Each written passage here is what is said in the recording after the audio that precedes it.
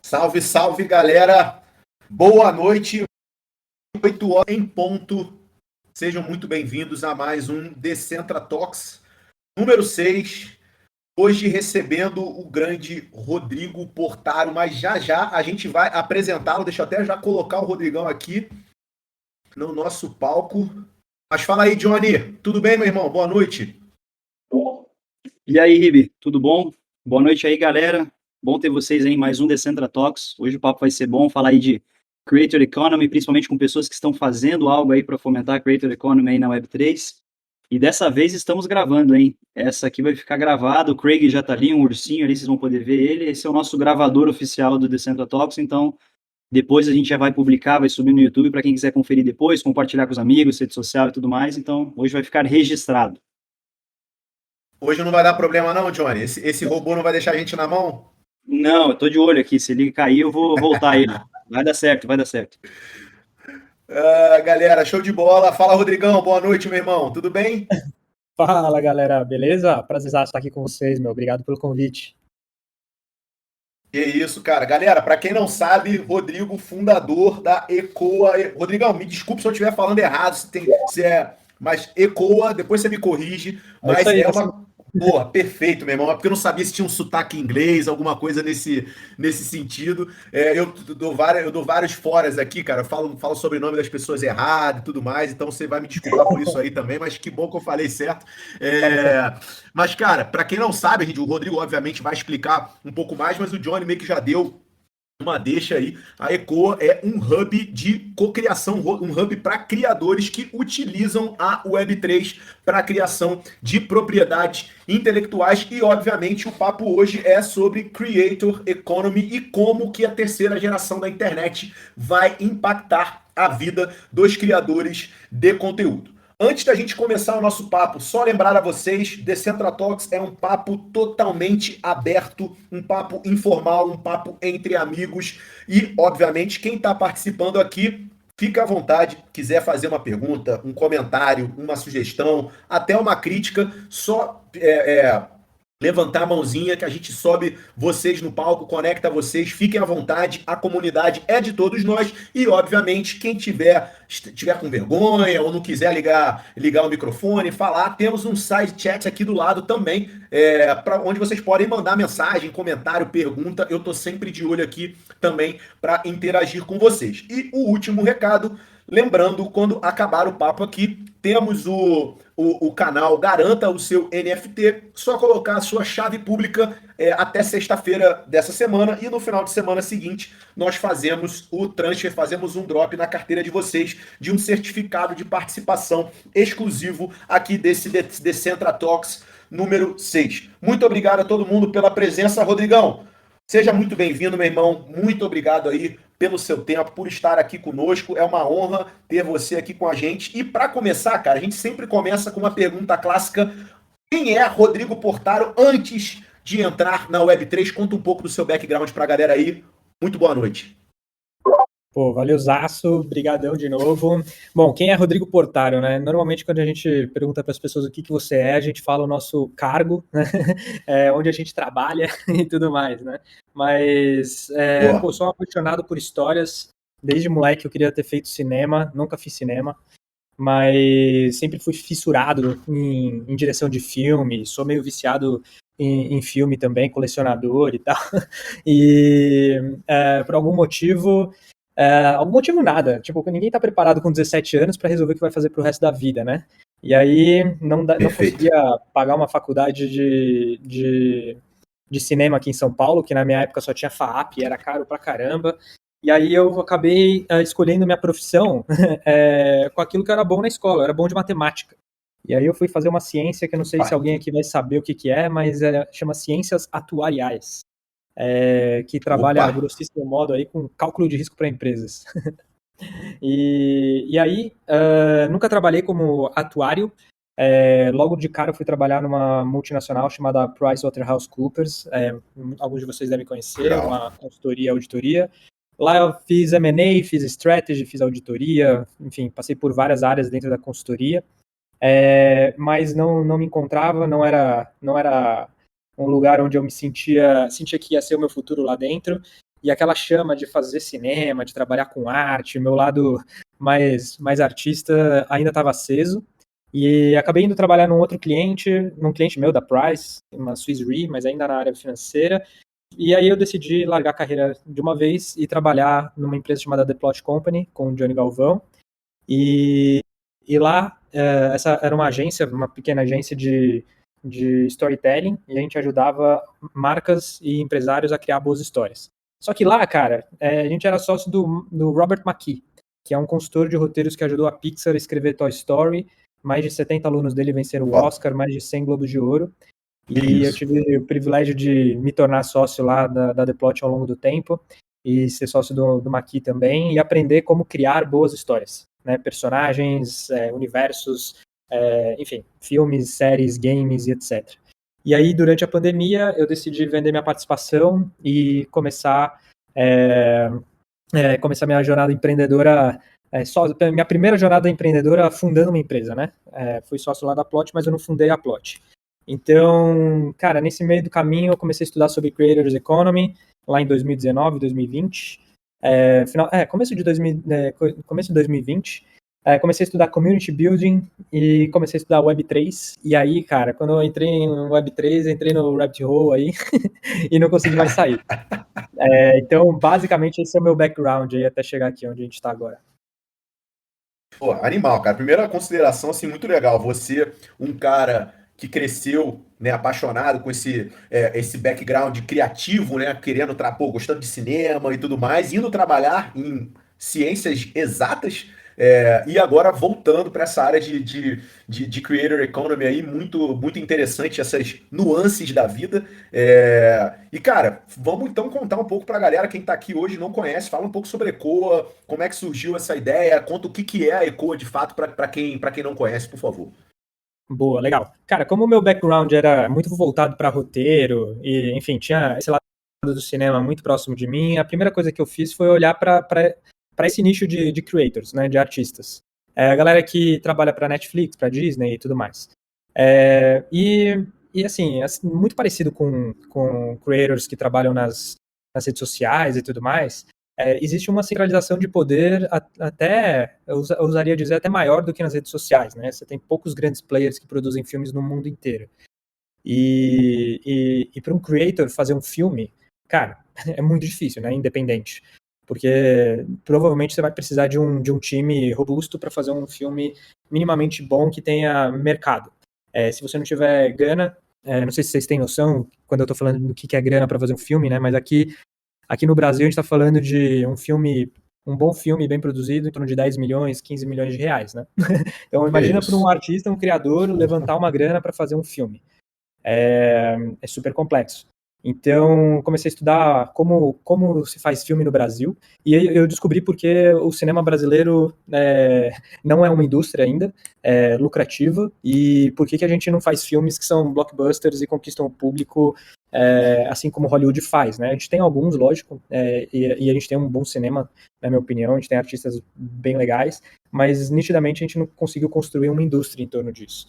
E aí, dessas observações que eu fui vendo, como funcionam os incentivos da Ancine, e aí agora a Ancine e como a galera faz uso dos incentivos, e como o criador é sempre excluído da equação, porque existe uma figura intermediária que são os distribuidores, os cinemas, enfim, cara, é um rolo gigante. E o criador, ele fica, que é quem cria o produto, de fato, né? Ele é excluído da equação, ele não ganha no variável, né? Ele é pago como um freela, às vezes bem pago, às vezes mal pago, às vezes não pago, e quem fica com os lucros desse produto são esses distribuidores e estúdios e etc.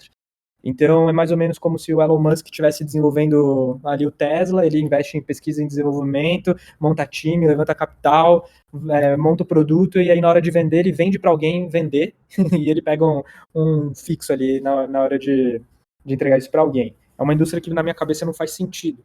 Então, com a minha cabeça de business e minha vontade de entrar no mundo de entretenimento, eu falei, porra, como a gente resolve essa equação? como a gente traz o creator para a linha de receita, como a gente faz o creator não perder seus direitos sobre aquilo que ele está criando e produzindo, e como ele consegue, talvez, ter uma receita de longo prazo por algo que ele faz, algo de valor que ele criou agora. Então, daí começou a surgir, na minha cabeça, um modelo de comunidade. Criar uma comunidade de artistas e criadores, porque se a gente não consegue levantar capital, a gente consegue pelo menos, facilmente, né? A gente consegue levantar, mas facilmente não vai ser fácil levantar capital, então a gente consegue se unir e criar alguma coisa juntos. E ao invés de criar um filme, o que seria um MVP de um filme, né? E aí comecei a olhar para as NFTs como um possível MVP de um filme. Vamos fazer os personagens, vamos criar uma história one page, né, uma lore ali, e vamos testar isso no mercado. E já é um produto monetizável. Então a gente monetiza, pensa no próximo passo e a gente vai evoluindo esses personagens até um dia eles virarem filme, né?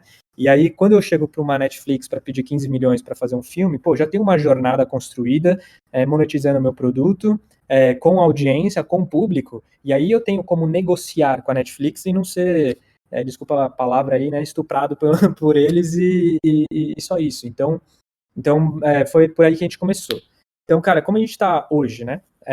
Hoje a gente ainda é community first, então grande parte de todos os nossos esforços e energias é para construir uma comunidade valiosa, onde as pessoas se ajudam, onde as pessoas trocam freelas e etc., onde a gente traz educação, a gente traz parcerias com marcas, traz descontos, faz evento presencial e online, e a gente fomenta essa comunidade e a gente está começando a criar missões de cocriação. Então, a gente está tentando gamificar o processo de envolver as pessoas em criar seus primeiros produtos de entretenimento. E, como eu falei, né, o MVP é sempre as NFTs ali. Não sempre, mas por enquanto sim. E aí, do outro lado, a gente faz o papel que o criador tem dificuldade de fazer ou não quer fazer, que é levantar capital com marcas ou investidores, ou fazer o lançamento das NFTs para o mercado, para fomentar a produção desse MVP ou da continuidade desse MVP e evolução desse produto, mas sempre mantendo esse criador dono daquilo que ele está criando, né? Então, a grosso modo é isso. De um lado eu tenho as marcas que querem falar com geração Z, que querem estar próximo do seu público, que querem levar entretenimento pro seu dia a dia, para falar com seus clientes, e do outro lado eu tenho artistas e criadores co-criando, co-produzindo produtos de entretenimento. Então, basicamente, esse é o modelo de negócio. Pô, animal, cara. Muito foda, muito foda. Johnny, tem alguma pergunta, cara? Tenho. Na verdade, assim, a gente sabe que trabalhar com, enfim, é uma coisa muito nova para muita gente. Mas, na teoria, os artistas, eles ainda sempre, enfim, estão buscando alternativas, buscando uma maneira diferente de se posicionar no mercado e tudo mais. Não só os artistas, mas cineastas, enfim, músicos, atores, enfim.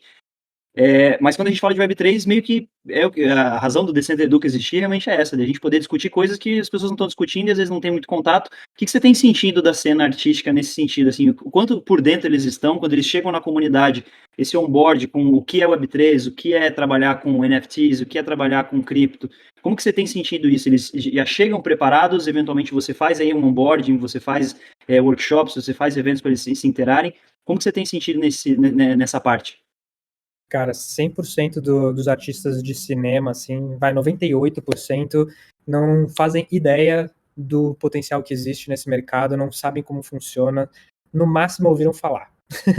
Então, grande parte dos eventos que a gente faz dentro da nossa comunidade é trazendo educação, né? São talks, são palestras, como a gente está fazendo aqui hoje. Às vezes a gente grava alguns vídeos e manda para a galera. A gente fez uma missão para criar uma NFT, ensinamos as pessoas a mintarem seu NFT. Então, ainda eu arriscaria dizer que é até too early, né? Cedo até demais, assim, para falar de tudo que a gente está falando com essa galera. Quem chegar mais preparado? Quem está no mundo dos games e quem está... tem algumas pessoas do mundo de fotografia, esculturas e quadros, que é um artista não de história, né? Não de storytelling puro, assim, como a gente está falando aqui. Então, essa galera aí já tem mais gente mais conectada com esse universo. E essa galera, Rodrigo, como você falou, né? 98% das pessoas até já pode ter ouvido falar, mas não entende muito e tudo mais. Essa galera, quando chega, ela já chega talvez convencida de que esse é um bom caminho, ou você ainda encontra uma galera que chega, mas já ainda muito desconfiada, às vezes até questionadora, e você tem que também fazer aquele trabalho de convencimento que seja, ou não, a galera já chega já com a mente aberta, não, vamos nessa, acho que esse aqui é o caminho. Como é que funciona? Ou é tipo, porra, tem de tudo. Como é que funciona isso hoje, esse primeiro contato com essa galera que tá chegando lá na ECOA? Cara, boa pergunta. Isso está diretamente a nossa estratégia, né? Ela está super voltada para ser community first, né? Faz parte da nossa essência. Primeiro olhar para como a gente vai constituir essa comunidade, quem são os membros dessa comunidade e o que a gente faz como comunidade. E quando a gente está construindo comunidade, a primeira coisa que a gente olha é as pessoas que estão aqui compartilham de crenças e valores, né? Então, antes das pessoas entrarem dentro da ECO, hoje, se vocês tentarem entrar na ECO, vocês vão ver que vocês não conseguem entrar. O máximo que vocês conseguem fazer é entrar no site e aplicar por um form. Todo mundo que passa pelo form, a gente avalia, analisa, e aí a gente entra em contato. Aí a gente conversa, bate um papo, vê quais são as crenças e valores, né? Conhece um pouco dos projetos dos criadores, e aí se fica nítido que deu match, aí a gente entra, faz a entrada do criador para dentro da comunidade. Se não deu match, a gente não faz o convite. e fica meio óbvio, na verdade, que depois dessa conversa, se faz sentido ou se não faz sentido a pessoa entrar. A gente ainda não pegou ninguém que é super questionadora, que olhou e falou assim, não, isso que vocês estão fazendo não faz sentido, não quero ver onde isso vai dar. É muito difícil isso acontecer. Mas, a princípio, como a gente faz esse filtro, todo mundo que está lá está aberto à experiência. Né? Tem dúvidas, tem perguntas, mas ninguém é contrário, ninguém está ali morrendo de medo. Porque desde esse primeiro papo até o dia a dia deles, eu estou muito perto, né, das pessoas. Né? Eu conheço todo mundo, eu conheço todos os projetos de todo mundo. Então a gente criou um vínculo de confiança muito forte. Então se eu trago para eles uma ideia, né, de maneira responsável, estruturada e etc., eles tendem a confiar e vamos ver onde isso vai dar, entendeu? Então, mas é porque tem essa construção por trás.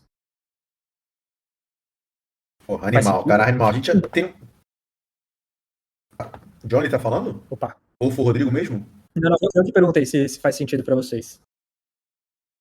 Não, faz total, cara, faz total sentido. Eu acho até, depois que eu fiz a pergunta, até fiquei pensando, eu falei, porra, que pergunta também que eu fiz, né? Se o cara tá entrando numa comunidade de creator sobre o Web3, o cara já entrar com um mindset muito questionador não faz muito sentido, assim, mas enfim, a gente sempre sabe que tem pessoas que entram, e quando eu falo questionador, não é nem alguém que entra ali para rebater e tal, mas alguém que entra desconfiado, digamos assim, entendeu? Então, depois eu fiquei pensando se a minha pergunta fazia muito sentido, mas, cara, você respondeu super bem, e eu acho que esse papel que você falou, né, de pegar pela mão, né, de estar ali junto, de, enfim, fazer a pessoa entender de fato é muito importante, né? Você simplesmente pegar e lançar ali dentro de uma comunidade e achar que aquilo ali vai, enfim, sem ter alguém puxando que daquilo ali vai surgir alguma coisa, eu acho que é meio pretensioso, né, cara? Pelo menos num primeiro momento. Obviamente que eu acredito que a sua ideia, quando se fala de descentralização,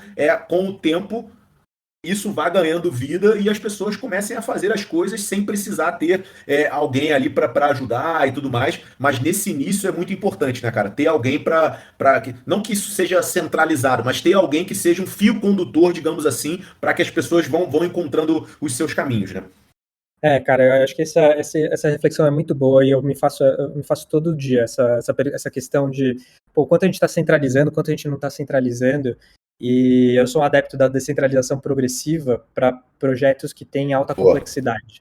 Né? Então, o nosso projeto é de altíssima complexidade. Né? A gente está falando de criação de arte em produtos que envolvem, no mínimo, 5, 6, 8, 10, 15, pode chegar a 150 pessoas em cima de um mesmo produto. Então, é muito complexo criar uma governança para tudo isso e ter uma liberdade muito grande das pessoas decidirem sozinhas o que vão fazer e tudo mais. Agora, quando você pega, por exemplo, aquela DAO que queria, Constitution DAO, né, que queria comprar a Constituição dos Estados Unidos. Cara, é zero complexidade. Você compra e acabou, tá ligado? Então dá para você ser 100% descentralizado desde o início, desde que você tenha dinheiro para comprar o token. Então, no nosso caso, a gente está dividindo a comunidade em guildas de trabalho. Cada guilda é como se fosse uma pequena DAO, onde cada guilda tem a sua própria autonomia para decidir quais são as missões que eles querem criar, mas sempre sabendo para onde vai a ECOA. Então, as figuras de liderança são essenciais nesse processo de construção de comunidade e de centralização progressiva. Eu, como líder da ECOA, eu mostro a direção e se a galera vibra com isso, eu me sinto feliz e satisfeito, e hoje a galera vibra para onde a gente está indo, assim, então tá todo mundo acreditando muito no futuro que a gente está construindo. E aí a gente tem líderes de guilda que são facilitadores, na verdade. Eles não tomam decisão sozinhos, eles não fazem nada sozinho, mas eles estão ali para facilitar com que as missões sejam realizadas. E aí a gente está construindo agora um mecanismo de compensação de todo mundo que bota a mão na massa. E, cara, e aí por aí vai, entendeu? Então, difícil, o desafio tá sendo legal, mas está sendo complexo. E essa galera, esses facilitadores, são pessoas que você trouxe especificamente para isso, ou eram pessoas que estavam na comunidade, por um acaso você identificou esse potencial, ou as próprias pessoas alçaram esses facilitadores à posição que eles estão hoje, ou tem um pouco de tudo? Como é que funciona exatamente isso? Cara, muito legal. A gente tem os dois. Então, um dos meus sócios é líder de uma guilda que a gente chama de Education. Então, são criadores que entenderam que a gente precisa trazer educação não só sobre o Web3, mas sobre empreendedorismo, por exemplo, porque o que a gente está falando para os artistas vamos co-criar antes de ser pagos, né? E vamos participar da receita. É meio que empreender. Meio não, é empreender, né? É um investimento de risco deles.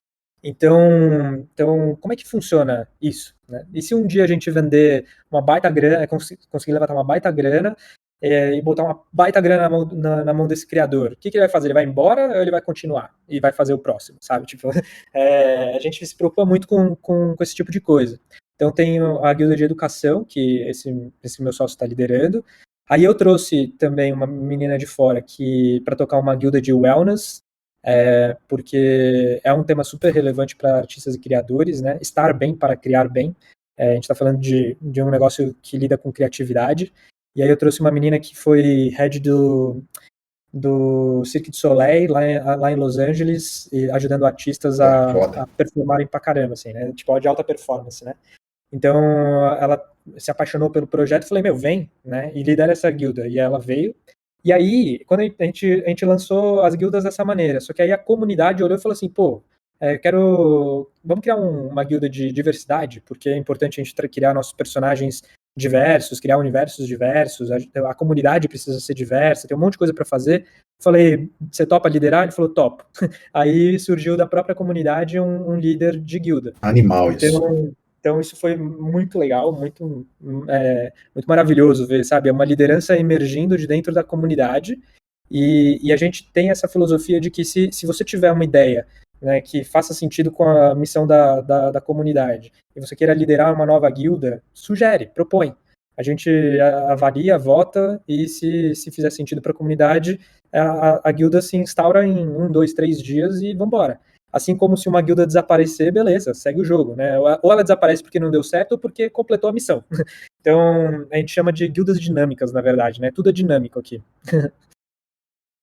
Pô, cara, incrível isso. Eu imagino que para você, como fundador, deve ser muito foda você ver aquela comunidade que você foi o responsável por, enfim, criar aquela faísca. Você vê isso crescendo a ponto das pessoas que estão ali dentro estarem mesmo envolvidas e sugerindo temas e participando. Você vê aquilo ganhando vida. É muito foda, né, cara? Porque é diferente de um empreendimento, por mais que você. Eu concordo com o que você falou, né? De fato empreender e tudo mais, mas é diferente do empreendimento que a gente está acostumado, digamos assim, né? Você não tá pagando as pessoas como funcionárias e tudo mais, né? São pessoas que estão ali acreditando num propósito e se envolvendo e querendo melhorar aquilo de alguma forma, dando sugestão e tudo mais. Isso é muito do cacete, né, cara? Nossa, cara, é animal, assim, já até me emociona às vezes de ver, porque, cara, são 60 artistas, né, lá dentro. Acho que dos 60 artistas hoje, atualmente, a gente deve ter uns 30 botando a mão na massa, trabalhando, e mais 8, 7 que são parte do nosso time, trabalhando quase, tem 2 full-time, cara, junto comigo. Então, assim, é muito louco ver, e é exatamente o que você falou, eu não pago salário. Tá todo mundo motivado e comprado na ideia de que vai dar certo, entendeu? Então, isso mostra o Animal. quanto de propósito a gente carrega e o quanto é bonito o que a gente está fazendo. Agora, eu tô na pressão, né? São quase 2 anos rodando e a gente vai começar, tá prestes a fazer a nossa primeira linha de receita agora. Então, cara, eu tô louco Uhum. pra botar dinheiro no bolso de todo mundo ao mesmo tempo, entendeu? Pra mostrar, tá vendo, galera? O sonho vai dar certo, né? É mais uma prova aí. Boa, boa. Cara, eu tenho uma porrada de pergunta para fazer, mas começou a chegar algumas perguntas bem legais aqui. A primeira delas é do grande Léo Cruz, nosso amigo aqui, tá em todos os Decentra Talks, grande vascaíno, tá feliz da vida aí com o Vascão, tá que tá. Ele fala pessoal, boa noite. Rodrigo, creators nesse caso seriam os roteiristas? Sim, mas não só. Então, isso é bem legal refletir, né? O roteirista, ele na figura do. Na figura não, né? No ecossistema de cinema, principalmente no Brasil, ele é muito desvalorizado. E, na minha opinião, ele é se não for o mais importante, é um dos mais importantes. Porque se é alguém que cria algo original no cinema, é o roteirista. O resto interpreta o roteiro Uhum. do produtor, diretor, ator, ilustrador, todo mundo interpreta o que o roteirista cria. Então, assim, pra gente, o roteirista, ele é normalmente atrelado a um projeto Gênesis, que a gente chama, né? Que é um projeto, de criação de universo, criação de personagem. Então, tudo que vai virar de produto dessa, entre aspas, franquia que está nascendo, né? O roteirista vai ganhar. Porque foi ele que idealizou e criou o personagem. Se o personagem tiver numa camiseta em merchandising, ou se tiver virar filme, virar game, etc., quem criou aquele personagem com aquela personalidade foi o roteirista. Então ele sim é um dos. Praticamente. A gente considera o mais importante, tá? O mais importante de todos é o roteirista. Agora, a gente tem ilustradores, a gente tem game developers, a gente tem produtores, diretores, tem ator de voz, e pô, gente muito legal, assim, a gente, por exemplo, a voz do Google tá lá dentro, a gente gravou a voz Foda. do Kratos, para quem joga God of War, sabe quem é, a gente gravou com a voz do Sylvester Stallone, são pessoas que estão no nosso ecossistema, e, putz, é muito legal ter eles por perto também. E eles têm um baita valor, só que normalmente eles estão mais atrelados a um valor pontual específico de um produto específico. Por exemplo, se eu diferente de criar um personagem, eu vou criar a arquitetura do castelo de um personagem que só aparece em um vídeo. Essa pessoa não precisa estar atrelada a todo o projeto, né? Tipo, toda a criação de tudo que vai virar, essa pessoa vai ganhar um royalty. Não, ela vai estar atrelada àquele produto específico onde apareceu aquilo que ele criou, né? Então basicamente isso. São vários, respondendo a pergunta mais curta, são vários criadores, não só o roteirista, mas o roteirista é muito importante. Boa, boa. Outra pergunta aqui, na verdade, até primeiro um comentário e depois meio que uma pergunta do meu grande amigo Seba Acevedo, o chileno mais brasileiro que existe, cara, gente boa pra caramba, fala português melhor que eu, inclusive. Ele fala assim: parabéns pelo papo. O tema de hoje tem muito a ver com o nosso trabalho. Temos feito um documentário MVP sobre a influência da cultura africana no Brasil por meio do futebol. Nosso objetivo é fazer uma série e a história do Rodrigo é incrível. Obrigado. Um dos temas e dificuldades que temos é a captação de financiamento. Então estamos aprendendo muito. Alguma dica especial para ele, Rodrigão? Para o nosso grande Seba, que hoje tá tendo essa dificuldade com captação de financiamento para poder tirar o filme do papel. Obviamente tem o trabalho da ECOA também, mas tem outros caminhos que ele, hoje, como criador, pode buscar, de repente, indo até ao usuário final. Tem algumas dicas para o nosso amigo Seba? Boa, Seba, parabéns aí pelo documentário, cara, e por empreender nesse mercado, velho. É de tirar o chapéu, porque é muito difícil. É muito difícil levantar dinheiro para documentário, né? Eu não tenho nada de revolucionário para dizer, assim. O que eu vejo é o seguinte: quanto mais a gente depende de editais, públicos ou privados, cara, pior é, assim, porque a gente fica... Edital, para quem não sabe, é basicamente concorrência, né? Então, tipo, um monte de gente aplica, eles vão escolher o melhor, e se a gente fica sempre esperando por isso, a gente, putz, não avança. Então, eu não sou muito fã de ficar dependendo do edital, apesar de eu achar que ele cumpre um papel fundamental, principalmente quando vem do governo, né, de fomentar a cultura. Acho que tem que existir, é importante, a gente pode fazer bom proveito dele, mas não depender dele. Esse é o meu ponto. E aí, tem muito dinheiro em 2 lugares dentro das empresas.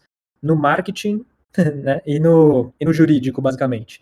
No marketing, se você tem um produto que vai falar com o público, né, ou com potenciais clientes dessa marca, pô, vale bater na porta e falar, meu, tem um produto de entretenimento ou de educação, não sei qual que é o viés do documentário, mas interessa ter esse canal de conversa com esse público. E aí, usando o Web3, né, a cultura Web3 de criar comunidade em torno do produto e etc., pô, você tem um canal aberto com o potencial cliente deles. Isso pode ter valor, tá? A gente está conversando com uma marca que vê muito valor nisso. A gente tem um produto, uma banda digital em animação que conversa com a geração Z. Eu tenho uma marca super interessada em trazer essa geração Z para co-criar os próximos produtos deles. E eles não têm um canal legal para fazer isso que não seja as redes sociais. A gente traz muito mais significado, traz um criador muito mais engajado para falar com essa marca. Então, isso pode ter valor. Outra coisa que eu falei é no jurídico, né? Porque as marcas têm esses incentivos fiscais. Então, às vezes, para a marca fomentar a cultura e não precisar, ao invés de pagar imposto, investir num projeto de cultura, às vezes vale a pena também. E sai de um bolso, na verdade não sai de bolso nenhum, né? No final das contas, para a empresa. Diferente do marketing, que aí você está consumindo budget de marketing. Então, são 2 lugares que a gente está procurando dinheiro e tem dinheiro, tipo, disponível para esse tipo de produto.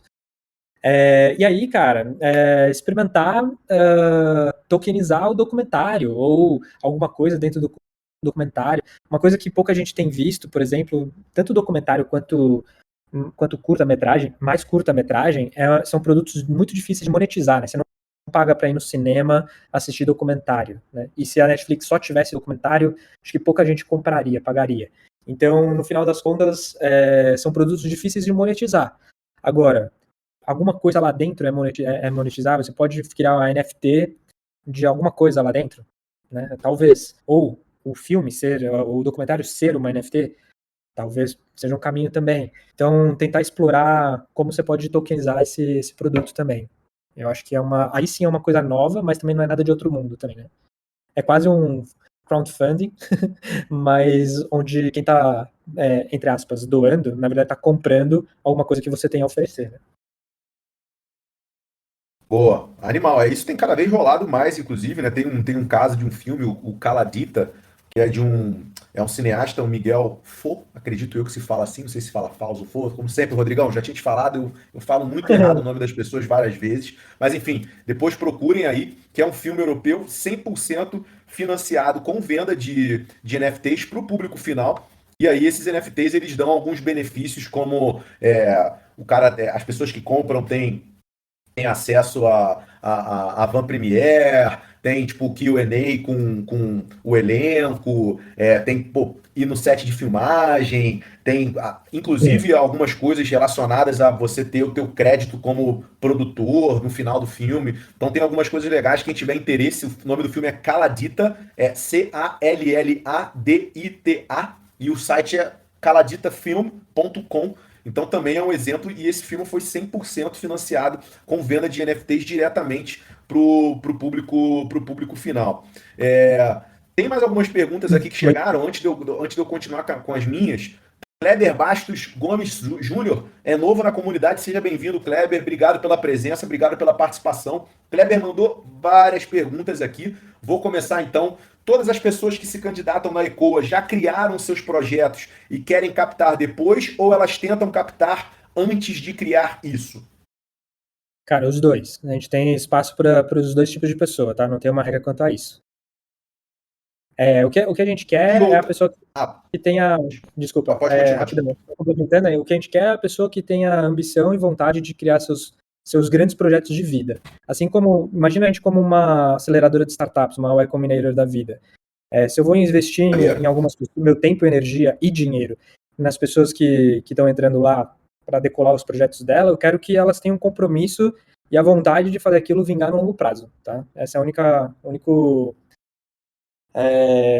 empecilho aí no meio do caminho que pode impedir de alguém não entrar dentro da Ecoa. Outra pergunta do Kleber aqui. Como funciona a gestão da grana investida nesses projetos? Existe a possibilidade de criar um projeto desses para criar um conteúdo e, junto disso, atrelar a entrega de um produto como uma mensalidade para os usuários? Tem como fazer essa captação, mas ao invés de focar no conteúdo propriamente dito, usar o conteúdo como desculpa para uma entrega posterior? Não sei se ficou muito confuso ou não. Eu acho que eu entendi, tá? Dentro da Eco, a gente está fazendo uma aposta que é contraintuitiva, tá bom? Vou tentar me explicar aqui. O que tem rolado bastante no mercado? Tipo, a empresa bate na porta de alguém e fala assim, galera, quero entrar no mundo de NFTs, Web3, me ajuda a entrar? Eu quero vender alguma coisa, eu quero fazer tal coisa. E aí vira basicamente um modelo de agência, né? Eu vou atender aquela marca, ela pega aquilo que ela criou, é dela, ela vai embora. Para isso tem muito mercado, tem dinheiro para isso agora no mercado. Tipo, tá disponível, tá rolando. A gente não quer pegar esse tipo de projeto. O que a gente está fazendo? Criando nossos próprios universos. Mais ou menos parecido com o Bored Ape, né? Tá criando o seu próprio universo, e aí convida a marca para entrar dentro do seu universo. Então, dentro da Ecoa, todos os projetos, eles são de evolução de história, de contação de história. Pega um personagem que vai acontecer alguma coisa na vida dele, enfim, é entretenimento puro. E a marca, ela entra, às vezes, com product placement, por exemplo, assim como a gente vê no filme, que aparece o personagem tomando uma Estelinha Artois, ou quando abre o computador é da Apple, ou quando passa um carro é da Volkswagen, ou o personagem veste Nike. Então, product placement é um modelo, branded content é outro modelo. Então, um dos nossos projetos aqui, a gente está desenvolvendo um avatar que carrega a personalidade de marca, de uma marca, e ele está lá dentro da história, fazendo sentido de maneira quase imperceptível, que a gente vai fazer não parecer 100% invisível, assim, as pessoas vão saber que é um personagem que a marca está representando a marca. A gente tem patrocínio para marcas que querem patrocinar o nosso tipo de projeto, e enfim, tem vários produtos lá dentro. Então, dificilmente a gente vai conseguir criar um conteúdo e no final mandar o banner ali, compre, tá ligado?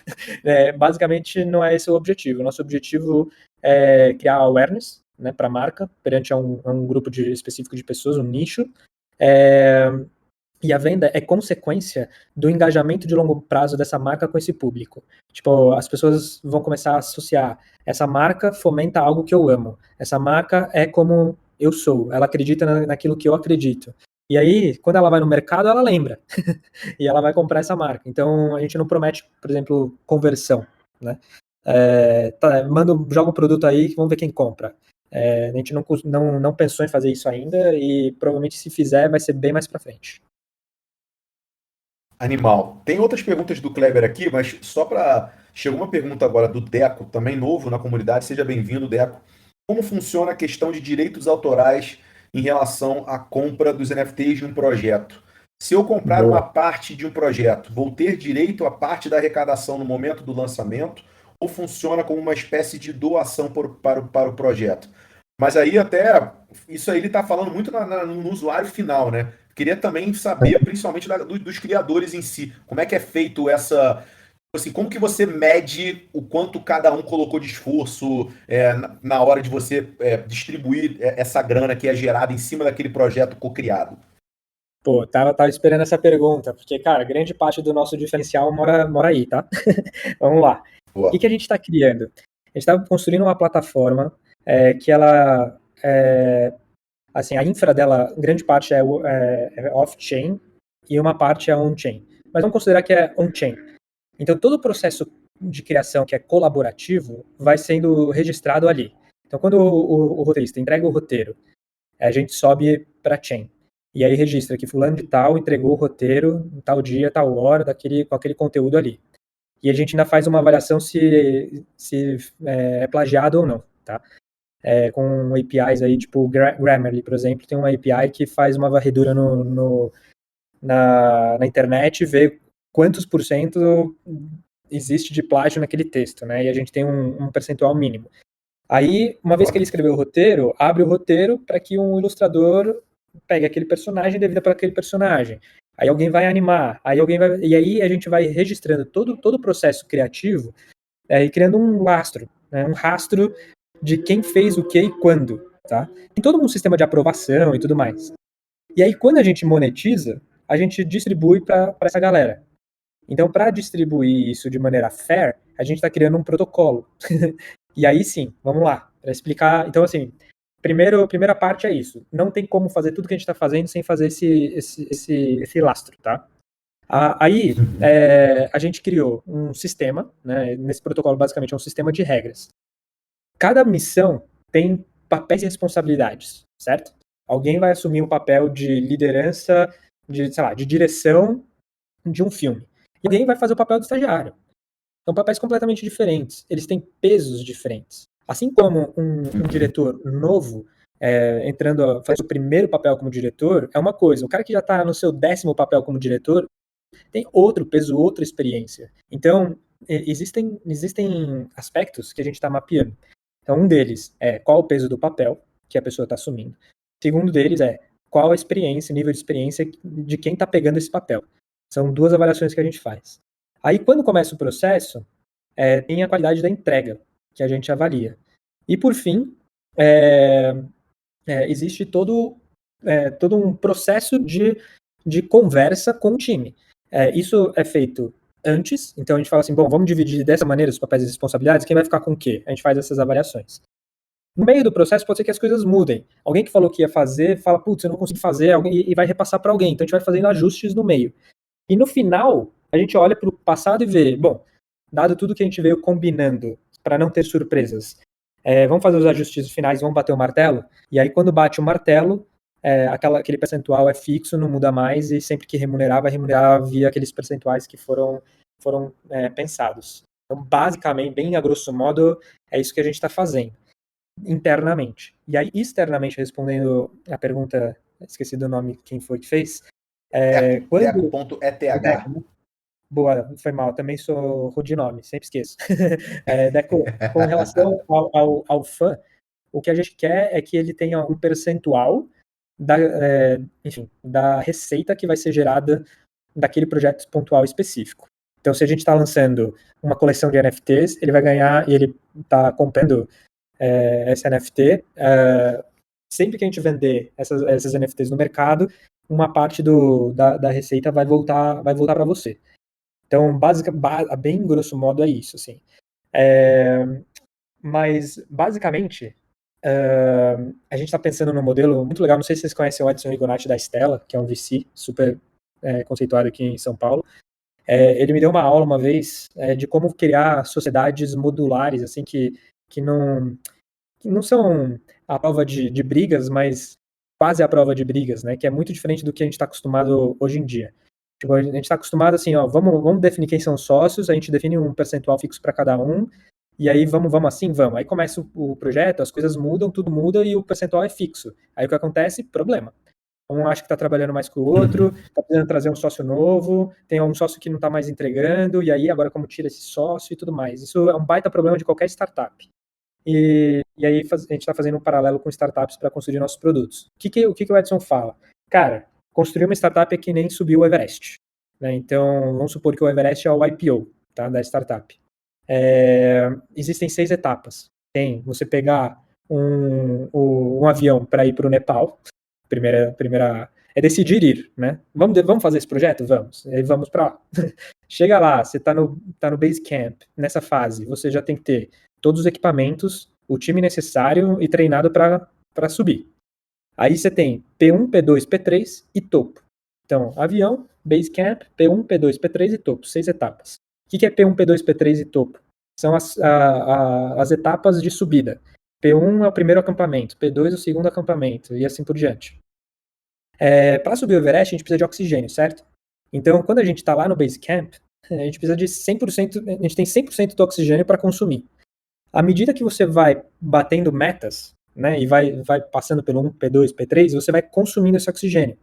Numa startup, isso significa que você está vendendo ou dando seu percentual para investidores, time, mentores e outras pessoas que vocês julgarem que é importante. Então a gente, quando começa um projeto, a gente fala assim, qual que é o nosso Everest? Então a gente pensa, preciso de 100% de oxigênio para chegar lá. Cria-se milestones, isso são baseados em entregas, então provavelmente o último é fazer um filme, fazer um game AAA, assim, tipo, normalmente é isso. Mas a gente tem várias outras entregas e que vai construindo o público, etc. Então, quando alguém compra, um investidor, pessoa física, compra uma NFT, ele está comprando um percentual desse oxigênio que está indo para lá. Então ele não vai ter 10%, 2% porque ele comprou uma NFT, ele vai ter 0, alguma coisa dessa franquia como um todo, assim, sabe? Esse é um dos caminhos. Então, mas assim, não está escrito em pedra, a gente não botou isso em prática, então está sujeito a mudanças. Não sei se ficou confuso ou se fez sentido aí para vocês. Não, cara, fez sentido e até em cima disso, quando a gente fala dessa participação direta do end user, né, o cara não é o criador, ele está entrando. Era até uma das perguntas que eu ia te fazer, né? Tem a Lidin, para quem não conhece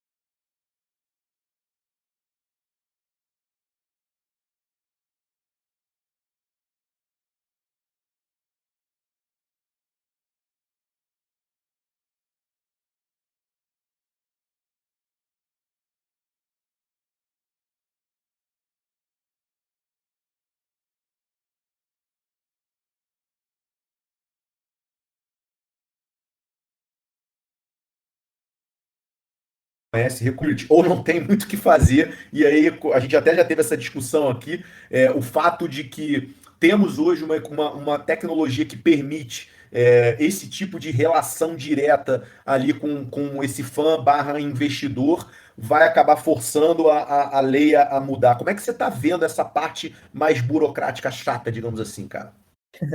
Cara, difícil, hein? Vamos lá. Primeiro assim, Lidin, para mim, é a maior referência que eu tenho de Ownership Economy, e até é uma das maiores em Web3, e Creators É foda, Economy. né, cara? Ela é foda, eu tive o prazer de conhecer ela, porque eu dou aula no OnDeck, que é uma aceleradora lá do Vale do Silício, e ela é de lá também. E, puta, super recomendo que todo mundo siga ela. Bom, respondendo a sua pergunta, cara, eu não tenho a resposta. O que a gente está pensando aqui é que provavelmente a gente vai para algum país crypto-friendly para poder operar desse jeito, enquanto aqui não é regulamentado. Aqui, na verdade, não é nem que não é regulamentado, aqui é proibido, né, isso. Então, não dá para operar daqui. Exatamente. Então, se fosse só não regulamentado, era uma coisa. Mas a gente não pode fazer isso aqui no Brasil. Então, provavelmente a gente deve ir para algum país mais crypto-friendly para tentar encontrar algumas opções aí. Mas não sei qual país, já tem alguns nomes aí na lista, mas isso não está resolvido, tá? E eu esqueci de mencionar uma coisa na pergunta anterior, que fala sobre direito de propriedade intelectual, né? Isso é uma outra coisa super difícil, porque a gente está falando de criadores criando filme, né? Então o roteirista quer direitos autorais, o diretor quer direitos autorais, tem uma série de coisas aí, né?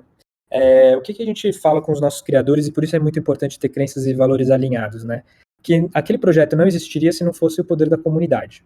Tipo, se a pessoa tentasse fazer sozinho, provavelmente ela ia chegar ia dar 2 passos. Em comunidade, ela dá 1000 passos. Tem muita gente ali apoiando aquele projeto para fazer acontecer. Então, seria criado via comunidade que o token seja da comunidade. Né? Desculpa, o direito seja da comunidade. Aí o que a gente vai fazer? Tokenizar a comunidade. Aí a gente vira uma DAO de fato. E aí o token que as pessoas vão segurar é um percentual de toda a propriedade intelectual que é gerada dentro da comunidade, não só daquilo que ele botou à mão. Então, isso é uma das coisas que a gente está pensando em fazer. Só que esse token, ele só se realiza quando aquela propriedade intelectual é vendida. Então, é fazer o exit daquela propriedade intelectual. Então, vamos supor que a gente criou a Activision Blizzard e vendeu para a Microsoft. 70 bi. Tanto as pessoas que estão investindo naquele token, quanto os criadores que são holders daquele token porque eles trabalharam e conquistaram, ganhariam um percentual dessa venda, no final das contas, né? E eu não sei se vocês já fizeram a conta, mas 70 bi, se a gente tiver 5 mil pessoas, sobra mais de 1 milhão para cada pessoa numa venda dessa, né? O que é injusto na Activision Blizzard, quantos artistas e os jogadores ganharam? 0, né? Bizarro. Como sempre, né, cara? Como sempre, essa balança não é bem distribuída. Tem outras perguntas, mas, cara, só para não perder o fio aqui, quando a gente fala de propriedade intelectual e tudo mais, eu queria muito saber a sua visão como o cara que pô, criou esse hub de conexão, essa comunidade de criadores. A gente tem uma grande, não sei se é uma tendência, mas assim, tem uma porrada de projeto que é Creative Commons Zero, né? Para quem não sabe, que basicamente são projetos que são criados e são colocados no mundo e qualquer pessoa pode começar a explorar essa propriedade intelectual, e tem muitos deles que estão bombando hoje em dia, e tem muita gente que fala que esse é um caminho muito bom porque você acaba fazendo com que as pessoas sejam estimuladas a criar produtos usando aquela propriedade intelectual, e isso faz com que aquilo viralize, e aí no fundo, na verdade, você está elevando o valor da marca. Você, cara, à frente da ECOA, como eu falei, uma comunidade de criadores criando propriedades intelectuais. Qual que é a sua visão sobre isso? Você acha que é uma tendência? Vocês conversam sobre isso internamente, de repente pensam em fazer algum projeto nessa linha, tipo assim, criou ali dentro e, cara, isso agora é do mundo, quem quiser explorar pode explorar. Fala um pouco sobre isso pra gente, por favor. Cara, muito legal, né? A Creative Commons Zero, né, que é comumente falado de CC0, é uma pauta super recente, assim, que tem rolado desde o começo do ano até agora. E quando isso surgiu, eu falei, cara, como assim, tá ligado? Tipo, eu vou deixar qualquer pessoa monetizar em cima daquilo que eu tô criando e vou ganhar R$ 0 em cima disso, tipo. E aí, quando eu entendi o mecanismo, todo mundo, para explicar isso, fala da Mona Lisa, né? Mona Lisa só é hiper valiosa porque o mundo inteiro sabe quem é a Mona Lisa. Tipo, todo mundo sabe como é a Mona Lisa. Tá na caneca, tá no quadro na casa da avó, tá na camiseta, tem meme, tem não sei o quê. Quanto mais ela é replicada, mais a do Louvre é valiosa, né? Agora, quando você faz isso, você abre mão de outras possíveis linhas de receita que talvez você quisesse ter. Então, meu ponto é, você faz questão de ter essas novas linhas de receita, não faça CC0. Se você não tá nem aí para esse outro tipo de linha de receita, faça CC0. Eu, criando uma história, jamais vou fazer CC0, porque imagina se a Disney pega meus personagens, vai lá, investe $200 milhões para fazer uma animação, fica rica, faz uma bilheteria gigantesca, e cara, foda-se que eu tenho ali meu personagem, entendeu? Tipo, cara, perdi uma baita oportunidade de distribuir valor para os meus criadores, que agora ficou centralizado na mão da Disney. Então, assim, tem que pensar muito bem, depende muito de projeto para projeto. Eu acho que quando a gente está falando de artes estáticas, assim, como quadros, esculturas, ou até produtos físicos, eu acho que faz sentido. Eu faria. Agora, uma dica, não tem só a CC0, tem a CC1, CC2, CC3, e quem quiser entra no site da Creative Commons e entende quais são os tipos de licença. Porque você pode licenciar, por exemplo, o direito de reprodução, mas não monetização. Então, pô, as pessoas podem fazer sua camiseta própria desde que não bote para vender e faça milhões. Então, e você também pode fiscalizar, né? Então, tipo, se você descobrir que alguém fez uma puta grana e etc., sem comentar contigo, sem negociar contigo, você pode processar e etc. Isso também é uma linha de receita, no final das contas, e tem startup resolvendo esse tipo de problema já também.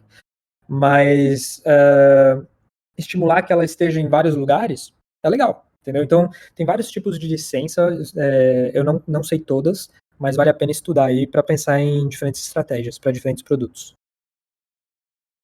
Animal, cara, animal. Isso é muito doido também, né? Minha primeira reação quando eu comecei a ouvir e a ler sobre isso é tipo, quem que é o maluco que vai criar as coisas e deixar aí para qualquer um poder monetizar em cima?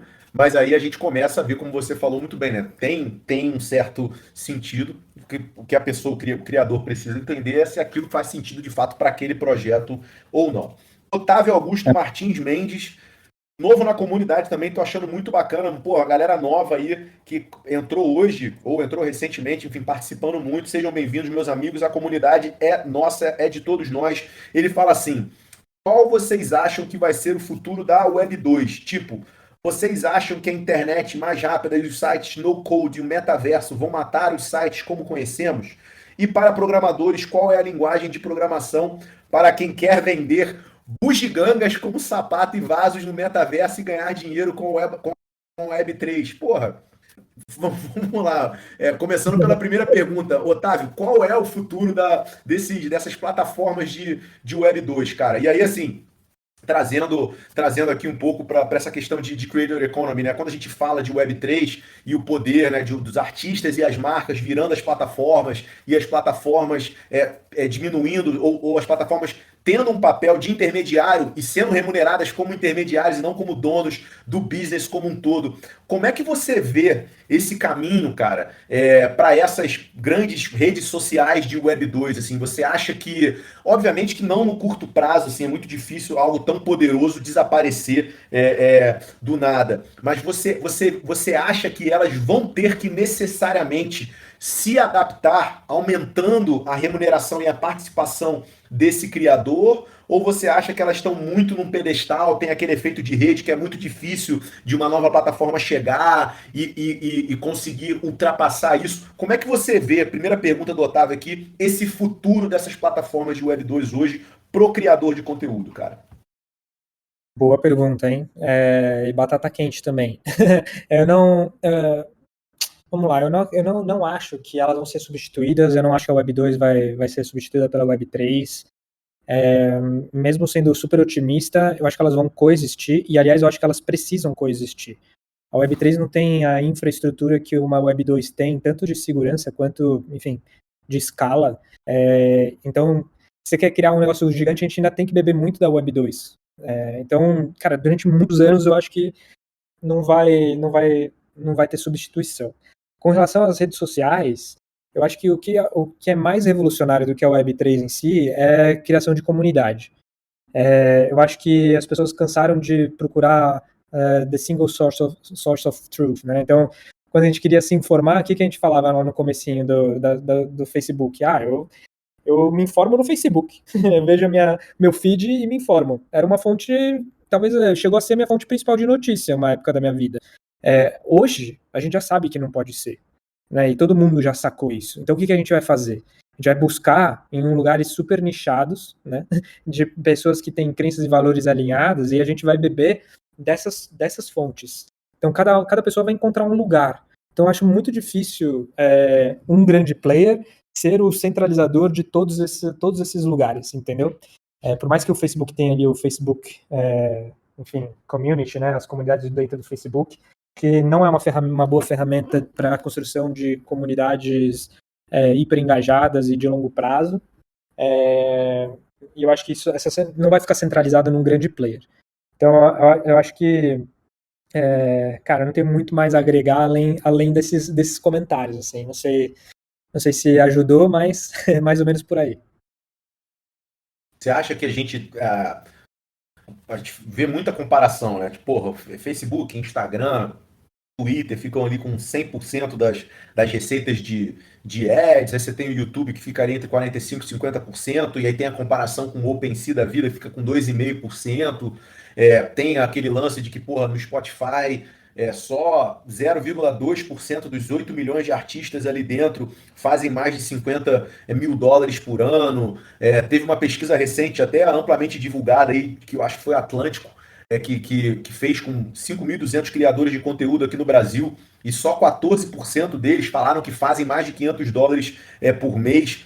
Você vê de alguma forma essas grandes plataformas chegando nesse patamar de 2,5%, 3% ou até 5% assim, e distribuindo o restante de receitas que são feitas com anúncio? Ou você acha isso muito improvável, eu diria quase impossível de acontecer, porque ia matar o business desses caras?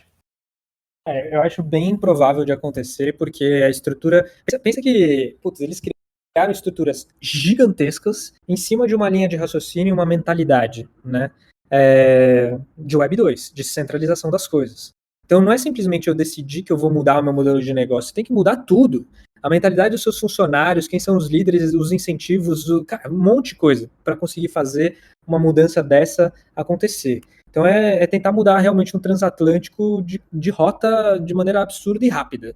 Então, assim, eu acho difícil. Eles precisam cobrar, não é que eles estão cobrando só porque eles são maus. Eles precisam cobrar para sustentar o business deles. E aí eu recorro a Li Jin agora, né? Ela fala sempre cita um artigo do Kevin Kelly, lá de 1990 e noventa e pouco, eu acho, se não me engano, que ele falava de A Thousand True Fans. 1000 True Fans.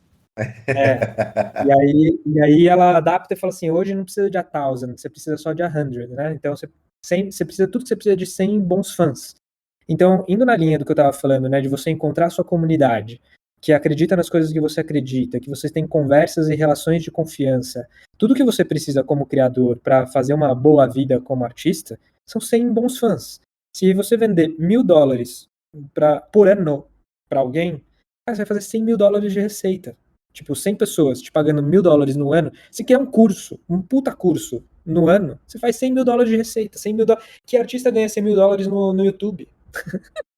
Entende? Tipo, você não precisa daquela mentalidade de vou fazer conteúdo todo dia ou toda semana, meio que sem qualidade, fazendo o melhor que eu posso para ter milhões de seguidores e tentar monetizar. Não, você está falando assim, cara, eu vou fazer poucas coisas muito bem feitas que tenham alto valor para poucas pessoas. E, cara, vai fazer uma vida assim. Então, eu acho que o caminho ainda é criação de comunidade, microcomunidades mesmo, tipo, pequenas comunidades que são muito engajadas uma com a outra, produtos bem customizados e de altíssimo valor agregado, e é isso, cara. Eu acho que é por aí que o mundo deve ir, assim. E essas plataformas vão acabar inventando alguma outra coisa. Os grandes clientes deles não são os criadores, são as marcas. Então, no fim das contas, esse movimento todo, tipo, eles não vão querer perder a receita das marcas. Eles vão criar alguma coisa para as marcas que vai sustentar esse business e eles vão se adaptando. Eu acho que eles não devem morrer, não. E essa, Isso que essa é a grande diferença, na real, tá? Tipo, o que a Ecoa tá fazendo é olhar primeiro pro criador. Tipo, eu quero que o criador ganhe dinheiro. E poucos players no mundo olham para isso, né? Todo mundo quer ter o cliente com a marca. A marca é minha cliente. E aí, tipo, eu espremo o criador. A gente está fazendo o contrário. Tô falando, criador, eu quero maximizar você dessa cadeia. Mas eu preciso da marca, né? Porque é da onde vem o dinheiro. Então, quem se espreme? Eu quero fazer em volume isso. E aí eu fico ali pequenininho, levando o dinheiro das marcas pro bolso do criador, entendeu? Basicamente isso. animal, cara. Cara, animal, essa é uma conversa que me interessa pra cacete, assim. Tem o Pat McCormick, que também é um cara muito bacana de seguir. Ele tem uma newsletter chamada Not Boring, e ele fala algo muito legal, que é pessoas seguem pessoas, não seguem plataformas, né? Elas usam as plataformas para seguir as pessoas, no caso, os criadores. Então, isso que você falou é muito interessante, de você dar esse poder para esses, focar nesses caras, né? Focar nessas mulheres que estão ali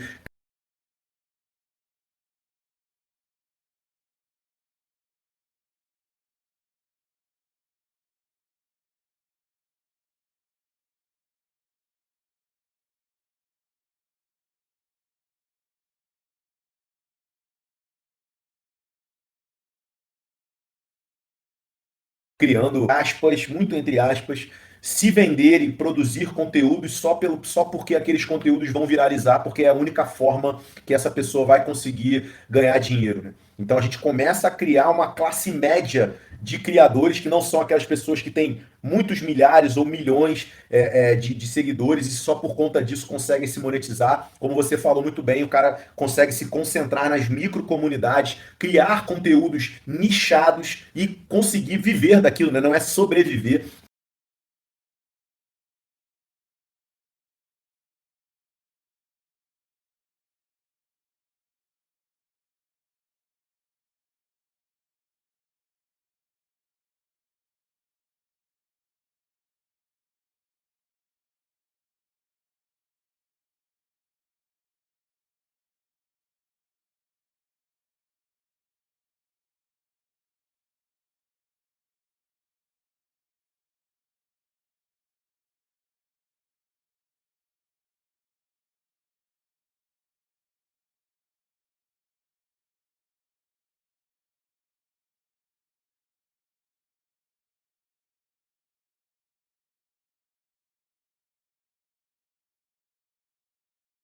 mas viver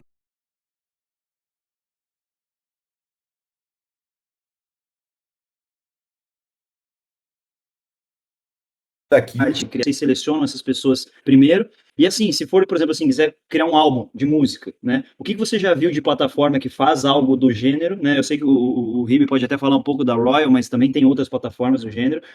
Como que vocês pensam no sentido assim, existe a possibilidade de vocês eventualmente criarem algo e disponibilizar uma plataforma dessas, ou vocês pensam em criar uma plataforma própria para disponibilizar esse tipo de material que vocês produzem? Boa, cara, a gente acredita em multiplataforma, tá? Então eu vejo a Web3 como mais uma linha de potencial receita para esses criadores. Eu não quero não estar em nenhum outro lugar, porque no final das contas é negar receita que pode ir para o bolso do criador, né? Agora, com relação à primeira pergunta, como funciona para fazer a seleção? Hoje, como a gente é pequeno, né, tipo, pensando num projeto de história, né, vai ter 5, 8 pessoas, e as pessoas meio que já se conhecem ali, eles estão se organizando para montar o time. Então a gente vai vendo o que precisa, e aí como eu conheço todo mundo e a galera já se conhece, a gente já sabe mais ou menos quem pode ajudar e que tem alta qualidade. Por todos os nossos criadores, a grande maioria é muito fera no que faz, assim, trabalha para Disney, são ilustradores da Marvel, são diretores de filmes de Netflix e etc. Então, está sendo fácil, né? Mas a partir de agora, que a gente vai começar a abrir para mais gente entrar, a gente criou um sistema de votação para entrar na guilda. Então, eu entro na guilda de estúdios, que é onde rolam essas produções. Lá dentro tem várias produções. Então, a gente vota se a pessoa deve entrar na guilda ou não. E aí, uma vez que ela entra na guilda, ela aplica para uma missão, ela já está filtrada. Então a gente já sabe que é alguém legal. Então, aí dentro da guilda ela pode conhecer os projetos, participar de ouvinte e etc. E aí quando ela levanta a mão e fala assim, pô, quero participar, eu faço isso, aí a galera sabe que pode confiar porque já foi filtrado. Então, a princípio é assim que a gente está fazendo. E aí, especificamente sobre criação de música, áudio, eu acho que tem um influenciador super famoso que é o Culpa Trupa, que eu acho que vocês deveriam, todo mundo aqui que é do mundo da música ou que é curioso, deveria seguir. Ele traz muitas plataformas e ideias e projetos, investe nisso também, eu acho bem legal falar, mas eu conheço pouco das plataformas de música. Mas eu vou precisar conhecer, porque o nosso primeiro grande projeto aqui é uma banda digital, e a gente vai produzir música como nosso primeiro projeto, assim. A gente lança as NFTs dos personagens da banda, e a primeira coisa do roadmap é criar o álbum. Então, a gente vai ter que estudar bastante sobre isso agora. Tem umas paradas muito loucas de Web3 e música que eu tenho visto por aí, que é você criar, ou melhor, sei lá, você cria a música e a música ela é composta por vários NFTs, sendo que cada NFT representa alguma coisa. Então, um NFT é um beat, o outro NFT é um solo de guitarra, o outro NFT é uma voz e tudo mais. Então, você que é o músico e é responsável por cada parte dessa música, você é o criador daquele NFT, eles juntos formam aquela música e quando essa música é remunerada, automaticamente cada pessoa que é dona de um NFT que faz parte daquela música ganha uma remuneração referente a isso. Isso é muito do cacete, assim, hoje se a gente for parar para pensar o quanto essa remuneração das pessoas que fazem parte de toda essa indústria, né? Então, o cara que é produtor, o cara que é o cara que está masterizando, mixando e tudo mais, a partir do momento que você consegue transformar esse trabalho num token e remunerar essa pessoa de forma automática, né, diretamente para as carteiras delas, de acordo com a participação dela naquele produto final, cara, isso é incrível, né? Eu vi algumas pessoas já comentando sobre isso, estão querendo fazer e tudo mais. Então isso me chama muito a atenção. E obviamente quando a gente fala de Creator Economy, né, isso que o Rodrigo tá fazendo lá na Ecoa, de você juntar diversos criadores para juntos terem um produto final, esse tipo de tecnologia acaba ajudando demais também na hora da remuneração. Rodrigão, eu tenho uma pergunta aqui, cara.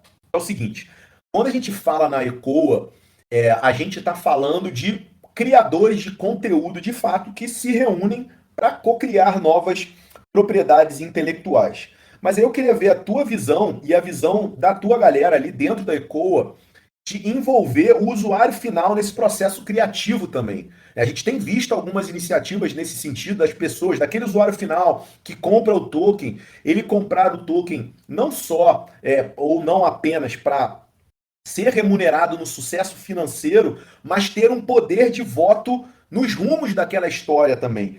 Como é que você vê isso, cara? E principalmente, como que os criadores da ECOA enxergam isso? Né?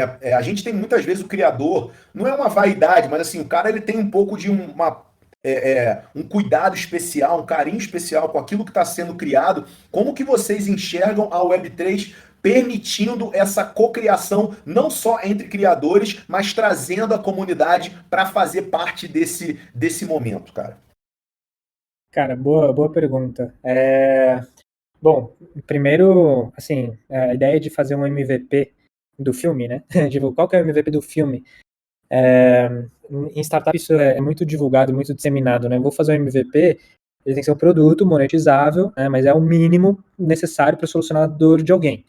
Então, é muito comum a galera falar sobre, pô, a metáfora do carro, né? Eu quero um dia fazer um carro, um Tesla.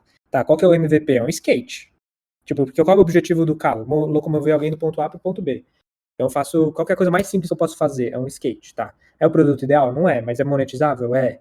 Então a gente testa com o usuário final. Aí o usuário final vai falar assim, cara, é mó difícil se equilibrar nesse negócio aí, hein?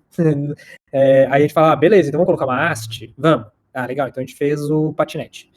Aí, pô, mas ainda assim, pô, cansa muito, uma perna só. Pô, vamos fazer diferente? Vamos fazer a bicicleta. E aí, cara, você vai ouvindo o cliente, vai pensando o que você pode fazer para melhorar, vai melhorando o produto e ele é sempre monetizável e vai incrementando até chegar na sua versão final. A mesma coisa a gente imagina para fazer com esses projetos criativos. Então, até um spoiler aqui, que nem sei se vai ser spoiler, na verdade, a gente está negociando com uma marca para levar essa banda para o Rock in Rio. Aí a gente falou, pô, o que a gente vai fazer no Rock in Rio? Aí a gente falou, os criadores trouxeram, vamos fazer um audition. Vamos caçar as vozes dos personagens. Tipo, Rock in Rio, tem muita gente que ama música, curte música, com certeza tem cantores. E, meu, vai que a gente dá a sorte de achar uma puta voz, a gente revela uma voz lá dentro, já é um primeiro membro da nossa comunidade, interagindo diretamente com o nosso conteúdo, né? Sendo parte do nosso conteúdo. Então, esse é um baita exemplo de como alguém da sua comunidade pode se envolver com a sua criação, literalmente trazendo ele para dentro do jogo. Mas fora isso, cara, tudo que você comentou do filme, que eu vou até pegar o nome que você comentou, que foi financiado por NFTs, bom, você pode trazer a galera para o set de filmagem, um jantar com um ator famoso, você pode botar no lettering do filme, você pode votar qual que é a roupa do personagem que a galera, sei lá, quais roupas vocês preferem para esse personagem. Pô, você pode fazer tanta coisa, sabe? Quando você fala de jogo, você pode testar o jogo com a sua comunidade. Enfim, tem uma série de coisas que você pode fazer para envolver. Aí sobre essa questão do carinho que o criador tem pela sua criação e tudo mais, vai ter conflito, certeza. Mas ao mesmo tempo os criadores que estão dentro da Eco, eles estão bem abertos a fazer isso junto com os fãs. Muito porque alguns lá dentro já fizeram coisas parecidas. Por exemplo, o criador dessa banda, né? Ele criou a Animalu, né? Que é o Anderson Mahansky. Ele criou a Animalu, que era uma youtuber que queria ser famosa no YouTube. E aí eles começaram a fazer collab com youtubers famosos, fazendo a versão deles animada, interagindo com a Animalu. E aí eles soltavam um vídeo, que era legal pro youtuber, era legal para eles, porque eles pegavam carona na base de fãs do youtuber. E aí, a partir daí, os fãs começaram a pedir parceria com outras pessoas, cara. Então, tipo, eles ouviam os fãs, iam lá atrás da pessoa e falavam, a galera tá querendo quer que a gente faça parceria com você. E aí convencia o famoso de fazer. Então, eu acho que as redes sociais já trazem um pouco dessa cocriação, assim, podem trazer já. Então, não é uma coisa 100% nova para os artistas e criadores. Mas eu vou dar um exemplo de que não deu certo, né? A gente estava fazendo um projeto e aí a gente trouxe alguns potenciais fãs, aí eles falaram, pô, seria legal fazer assim, assim, assado, aí a gente anotou tudo, começou a fazer o planejamento em cima daquilo, aí o criador falou, não, beleza, eu vou desenhar. Aí quando ele desenhou tudo totalmente diferente do que a gente tinha falado, né? Ele falou, não, pô, aqui quando me veio diferente, me veio assim.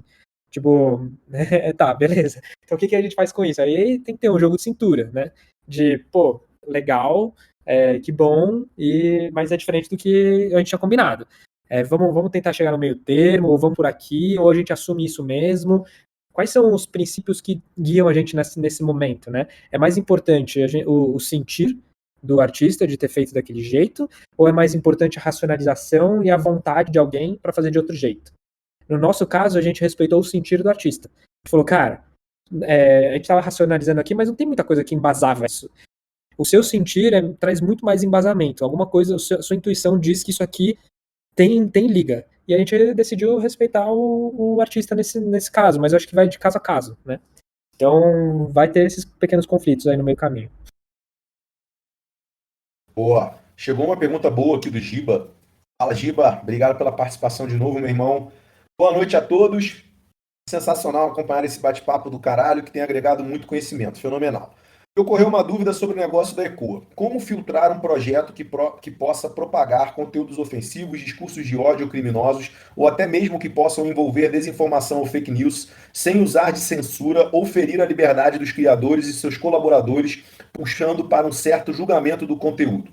Me perdoem a pergunta um tanto delicada, mas dentro de uma temática que se discute muito nas redes sociais Web 2 hoje em dia. Grande abraço e obrigado. E aí, Rodrigão, como é que fica essa questão de, enfim, decidir, né, que tipo de conteúdo pode ir à frente, que tipo de conteúdo não pode? Obviamente que tem algumas coisas que, pô, são consenso, né, que não devem ir à frente, que é discurso de ódio, crime e tudo mais, mas tem outras coisas que é meio que uma zona cinzenta, assim. Como é que funciona essa decisão sobre o que tipo de conteúdo vai ser colocado dentro da ECOA ou não? Tipo, tem alguém ou alguém que tem uma palavra final, ou no final, cara, se a comunidade decidiu, vamos para cima, é esse projeto que vai ser levado em frente. Como é que funciona isso, cara? Boa pergunta, bem boa pergunta, e é uma baita preocupação nossa. Eu até comentei sobre plágio, né? É uma outra coisa, tipo, a gente vai subir um produto que foi plagiado, como a gente garante também que não tem esse tipo de problema? Então, por enquanto, como a gente está centralizado, né, e a gente sabe, a gente tem 5 projetos na casa hoje, a gente sabe quais são, a gente sabe quem são os criadores, a gente está alinhado em crenças e valores, a gente vem conversando, é uma construção coletiva. Dificilmente o coletivo traz um negócio muito, sei lá, ousado, né, vamos dizer assim, né, que experimenta testar até quanto é o limite enfim, do que é ético, o que não é, etc. Então, por enquanto, tá tranquilo. A gente não tem nada desse problema. O que a gente tem que é delicado? Quando a gente fala de diversidade, né? Então, por exemplo, a gente tem um personagem num dos nossos projetos que é não binário. E cara, quem vai escrever sobre um não binário, né? A vida de um não binário? Lógico que a gente pode estudar muito e tentar entender, mas a melhor opção seria trazer um roteirista não binário para escrever essa história. Então, aí entra o comitê de diversidade, né? A nossa guilda de diversidade. Que quando a gente levanta a mão e fala assim, cara, a gente tem esse personagem para desenvolver, vamos atrás de alguém que seja talentoso e que tenha essa experiência, essa vivência. E aí a gente, por enquanto, tem resolvido assim. Quando entra um projeto, sei lá, malicioso, e a gente está muito na dúvida, a gente nunca viveu isso, mas eu acredito que a gente teria que delegar ou para essa guilda de diversidade, ou essa guilda de diversidade deveria virar mais, ter mais alguma outra coisa ali para julgar. Tipo, tem que ter um filtro no final das contas, né? Por quê? Por que eu tô falando que tem que ter, no nosso caso? Porque a ICO é uma marca. E, cara, se um projeto desse é manchado pra caramba no mercado, isso resvala em todos os outros projetos da ICOA. Então a gente precisa fazer essa filtragem. Provavelmente a gente não vai chegar num ponto que é 100% descentralizado, qualquer pessoa propõe qualquer projeto e todo projeto vai para frente, enfim. Então, dentro da ICOA, provavelmente vai ter sempre um grupo de pessoas analisando. Nunca vai ser o Rodrigo analisando, vai ser sempre pessoas que têm um certo repertório ou experiência nesse tipo de assunto avaliando, né? Isso até é uma outra coisa que eu vou jogar aqui na mesa, até de curiosidade, né? Eu também não acredito que a gente tem que descentralizar todas as tomadas de decisão para todo mundo votar em tudo. Não faz sentido eu botar pessoas que não têm a mínima ideia ou discernimento sobre um determinado assunto para eles votarem sobre aquilo. Então, eu vou sempre buscar um grupo de pessoas que tem discernimento naquele assunto para a gente fazer a melhor tomada de decisão possível. Então, por exemplo, eu tenho aqui uma molecada que, pira em tecnologia, mas eles não manjam nada de desenvolvimento de personalidade de personagem. Então, quando eu tiver que votar, que personalidade a gente vai trazer aqui para o nosso personagem, eu não vou pedir para a galera de tech, eu vou pedir para a galera que é roteirista. Então, por mais que eu acho que existe sim uma possibilidade de alguém de tech trazer uma visão de fora que vai abrir a cabeça da galera. Mas isso acontecer de maneira consistente é difícil, entendeu? Então a gente não está fechado para ideias de alguém de tech, mas na hora de criar um mecanismo que funciona a longo prazo, eu tenho que recorrer àquilo que tem a maior chance de fazer uma tomada de decisão mais assertiva, né? Então tem essa curiosidade aí também no nosso business. Cara, eu concordo com você e, na verdade, isso tem sido feito em muitas DAOs, né? Você tem dentro das DAOs grupos que são responsáveis por determinados tipos de votação, justamente por conta dessa especialidade que essas pessoas têm ali, né? Então, eu concordo com você com essa visão. Assim, nem sempre você abrir para todo mundo, até porque, né, cara, muitas vezes se você abre uma votação sobre um assunto que a pessoa não domina, especialmente se a participação nessa votação dá a essa pessoa algum tipo de benefício, né? Como acontece em muitas comunidades, né? As pessoas acabam ganhando tokens e tudo mais por elas serem participativas, mas se ela não entende daquele assunto, cara, muitas vezes ela vai votar de qualquer maneira, né, cara? Sem ter um estudo, sem entender de fato o que ela está votando, e isso muitas vezes pode acabar prejudicando aquele resultado final. Então, assim, isso que você falou, eu particularmente acho que faz muito sentido. Tem uma pergunta que chegou aqui do Marcelo Marchetti, também novo aqui na comunidade. Abraço, Marcelo. Conheci o Marcelo lá no Próxima, e a gente estava falando justamente sobre Creator Economy e o Web3. E ele fala: boa noite, pessoal. Ótimo conteúdo. Uma pergunta. Rodrigo, você acha viável levar esse modelo da Ecoa para as grandes produtoras ou só as startups têm flexibilidade para criar um projeto desse da Ecoa? Abraços. Boa pergunta. Eu tenho refletido bastante como trazer as produtoras como empresa, né, para dentro da Ecoa. Então, hoje, o que a gente tem adotado é os produtores, pessoa física, entram dentro do projeto. A produtora, pessoa jurídica, a gente ainda não tem feito a entrada dentro da Ecoa. O que tem de empresa dentro da Ecoa? Por exemplo, um estúdio de fashion para metaverso, né, a Ro Studios. Ela tem desenvolvido algumas roupas de alguns personagens, que vai virar, a roupa em si é uma NFT, e sempre que essa roupa for tradeada no mercado, eles vão ganhar. Aí beleza, aí faz sentido. Agora, uma coisa que a gente tem pensado é usar o nosso protocolo para que produtoras paguem de maneira mais justa, né, compensem seus artistas de maneira mais justa o trabalho. Então, a gente está pensando em tornar esse protocolo um SaaS, na real. Não só para produtoras, mas para outras DAOs e outras empresas que querem dar uma horizontalizada aí na sua empresa. Mas, a princípio, é isso, sim. E podem ser parceiros, né? Isso sim. Isso, tipo, vamos fazer uma coprodução? Talvez seja legal. Mas não faz muito sentido a PJ entrar com um baita peso e dar uma centralizada nela mesma de alguma maneira, assim. Então é meio delicado isso também. Boa, boa. Bom, galera, hoje eu tô sentindo falta aqui. Pô, a galera tá toda meio encabulada de subir no palco. Pedro Weber, que já tava falando errado o sobrenome dele de novo. Pedro Weber, você que é um cara sempre muito participativo aqui, tô sentindo sua falta, meu irmão. Você não vai levantar a mão, não vai participar. O que que houve, cara? Tá com vergonha? Se estiver ouvindo aí, por favor, levante a mão e participe, meu irmão. João Ele, Pedro ele Rochado, subiu manda em o papo, todos, meu né? irmão. Ele subiu em todos. Hoje ele não subiu. Algo de errado não É. está certo. É isso aí. Boa. Bora, Pedrão. Vamos aí, meu.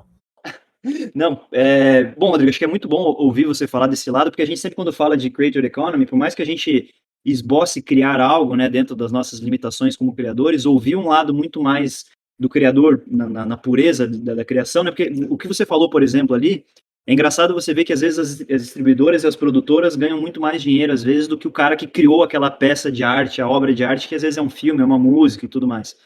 Então acho que é importante a gente ouvir também, porque a gente fica conjecturando, né? O que pode ser, o que não pode ser. E você está em contato com essa galera 100% do tempo, ouvindo, demanda, né? O que eles precisam.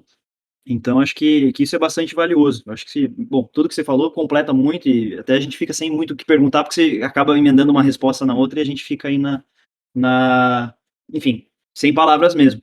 Uma coisa E, cara, que perguntaram, pode falar, pode falar.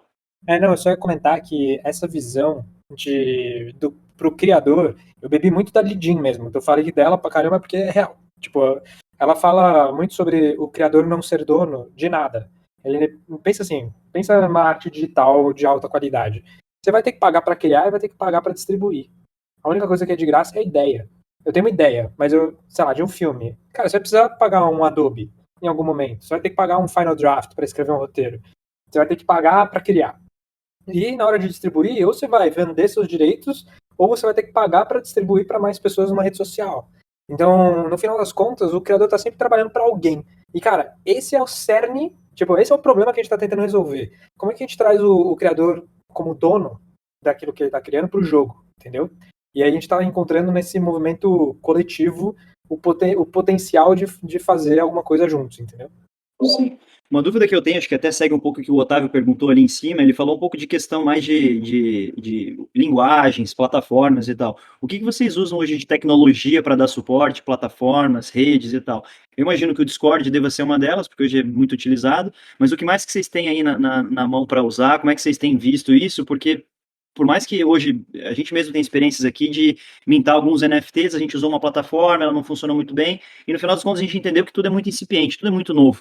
Quando a gente discute aí uma plataforma de distribuição de vídeo, um YouTube da vida, não veio o YouTube da Web3 ainda, aliás, até tem, né, algumas coisas, né, algumas plataformas, algumas startups equivalentes, né, da Web2 na Web3, mas nada é muito consolidado. Então, assim, vocês têm alguma consultoria, você tem uma consultoria técnica ali na Ecoa, algum programador, alguém que olha para isso e fala assim, ó, essa plataforma está caminhando para o que a gente precisa e tudo mais, ou ainda está muito na experimentação, testa, não deu, vai para outro? Cara, boa pergunta. Eu não sou um cara técnico, então eu vou dar uma resposta um pouco mais superficial, tá? Vamos lá, a gente tem algumas ferramentas, a gente já testou algumas, já deu errado, e a gente já mudou também. A primeira ferramenta que a gente testou foi o Circle, que é uma ferramenta de comunidade, não sei se vocês conhecem, que ele tem um pouco do papel do que o Discord tem, só que ele era pago, não tinha muitos dos mecanismos que o Discord já tinha de graça. E era uma ferramenta completamente nova para todos da nossa comunidade. Então foi muito difícil implementar, não deu certo.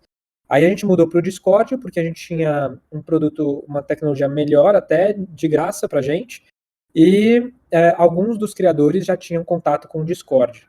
Isso foi uma boa decisão, sim, de ir para o Discord no final das contas. Ainda assim, muitos criadores não estão familiarizados com o Discord também, e é uma dificuldade trazer a galera para dentro do Discord. Então a gente complementa com o WhatsApp. Então vamos lá, como a gente separa as coisas, né? A gente tem no WhatsApp basicamente o canal de anúncios do que a gente tem normalmente nos servidores de Discord. Então, ó, galera, vai começar a reunião. Olá, galera, dia tal vai ter tal coisa.